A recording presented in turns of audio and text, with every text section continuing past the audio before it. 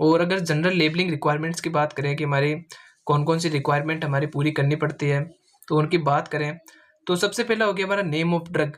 यानी कोई भी हम ड्रग बना रहे हैं, हमारी जो ड्रग है उसका प्रॉपर नेम उसके ऊपर सबसे पहला जो हमारी बेसिक रिक्वायरमेंट तो यही होगी, यानी उसका प्रॉपर नेम उसके ऊपर मेंशन होना पड़ेगा, ठीक है। और अगला हो गया हमारा नेट कंटेंट। यानी अगर हमारी जो ड्रग है वो क्या है, हमारी अगर पाउडर की फॉर्म में है तो हमें उसका वेट लिखना पड़ेगा, यानी कितना वेट है हमारी जो हमारी ड्रग है उसका, ठीक है। अगर हमारी लिक्विड की फॉर्म में है तो उसकी वॉल्यूम हमें लिखनी पड़ेगी कि हमारी जो ड्रग है उसकी कितनी वॉल्यूम है, ठीक है।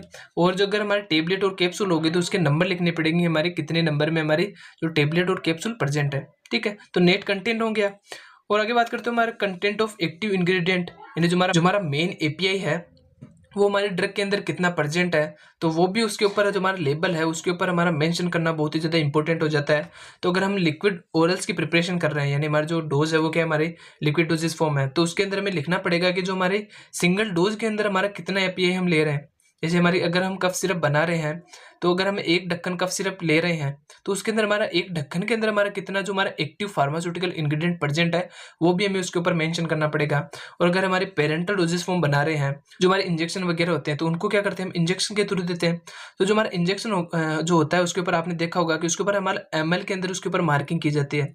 तो हम जितने एमएल जो हमारा इंजेक्शन के अंदर है, जो हमारी ड्रग है उसको फिल कर रहे हैं, तो जैसे मान लो कि हमने 1 एमएल जो ड्रग है उसको फिल किया, तो हमारे 1 एमएल के अंदर कितना हमारा एपीआई प्रेजेंट होगा, ठीक है।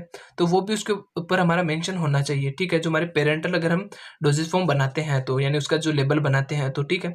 और जो हमारी सॉलिड फॉर्मुलेशन होती है, जो हमारे टेबलेट और कैप्सूल हो गई, ठीक है, तो उसके हमारे ईच टेबलेट के अंदर हमारा कितना एपीआई प्रेजेंट है वो भी उसके लेबल के ऊपर हमें मेंशन करना पड़ेगा। और आगे बात करें जो हमारे मैन्युफैक्चरर डिटेल है, जो हमारा ड्रग्स को बनाने वाला है, ठीक है, तो उसकी डिटेल्स की बात करें तो सबसे पहला हो गया उसका नेम।